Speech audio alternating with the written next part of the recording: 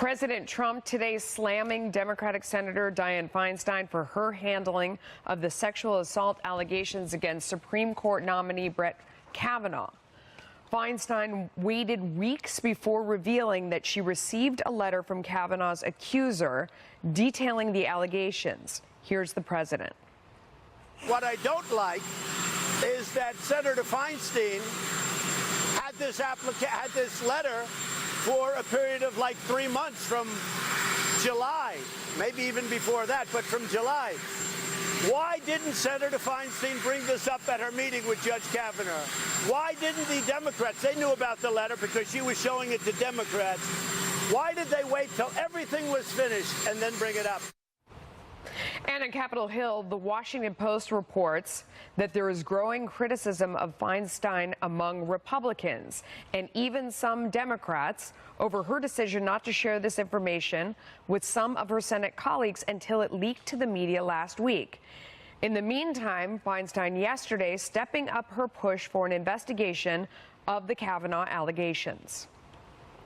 I believe she is credible. What we have wanted was an investigation carried out to look at the facts before there was a hearing. And I hope people will let her be, and I hope that her lawyers will let her come back and straighten this out. We've had a quick development. Do you mind if I? No, okay, please. So this is coming from Shannon Bream, Fox News at Night. If you haven't seen it, watch it 11 p.m. Eastern.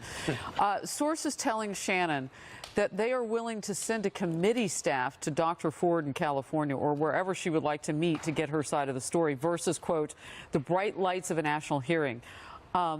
And Shannon's pushing for whether or not this is in lieu of Monday's hearing or to prelude it. This is unclear yet, whether or not this would cause any further delay with travel and all of that. But it's an interesting option. It also potentially, Melissa, I guess, could get the optics of a woman on camera asking her questions should they, choose to send that type of staff to go depose her. Just a thought.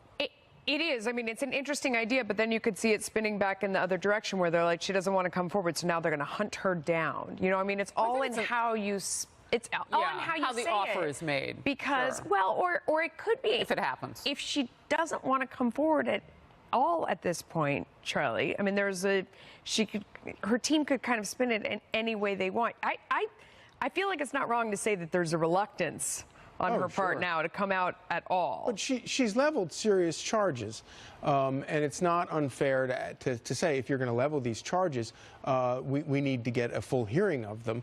But it really this whole thing has been shameful all around. I think it's shameful for what is happening to Brett Kavanaugh here because it's clearly being politicized, and I think it's shameful what happened to her. The fact that this stuff that she asked for it not to be the information not to be let out, it sort of begs the question: well, why write the letter in the first place? But clearly, I gather she probably thought that if this could be established, there was a pattern. Clearly, a pattern like this was not established.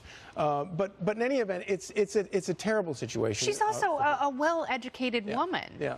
This is someone who knows what the processes are, and I'm sure she's treated people as a psychologist who've had to go through law enforcement and deal with trauma. And she also knows the appropriate avenue, if you really want to deal with this in an appropriate and legitimate way, is to go through law enforcement and not gossipy lawmakers. Right. Because that's exactly what they were doing. And, for the people who are looking over Dianne Feinstein's shoulder, reading that letter, to them, this is an insurance policy. Otherwise, this information would have been made available discreetly much sooner in the process. Marie, what do you make of the reports? And then now some Democrats on the Hill saying, well, it must have leaked. Well, it would have been them who leaked it. Right. I think that we don't know who eventually leaked it. You think it was leaked by a Democrat? I think someone had the information and gave it to a reporter. Looking over the shoulder, as Kennedy just But I don't know who described, it was. made us and feel quite like frankly, it was there. I don't think it was Dianne Feinstein because this is not helping her. She is getting criticism, and I do have some questions about how she handled it. So, and what would be one question that you would want to ask Dianne Feinstein? I know what I would ask. I would ask her why she didn't share this with the committee so they could question Kavanaugh about it in closed session. I would ask. They did a closed session. Why did she not ask him about it when he was alone in her office? Or if in she the had meeting. this information and she had access to him, why would she not say to him, and what about this? Right. And the reality, I think, just the reality is, if there are no other accusations or allegations that come out, regardless of what happens with any hearing, I think Brett Kavanaugh will be confirmed. Well, and I mean, if you look, if history is any guide, you even have some of the same people on the Senate, right? I mean, you even have some of the same lawmakers who would be deposing her. But Feinstein is not the only person who's probably due some criticism here. Also, imagine if Chuck Schumer hadn't forced Mitch McConnell to do the nuclear option with Neil Gorsuch. Yes. They would still have that option right now, and they don't. That's interesting. All right. Sources telling Fox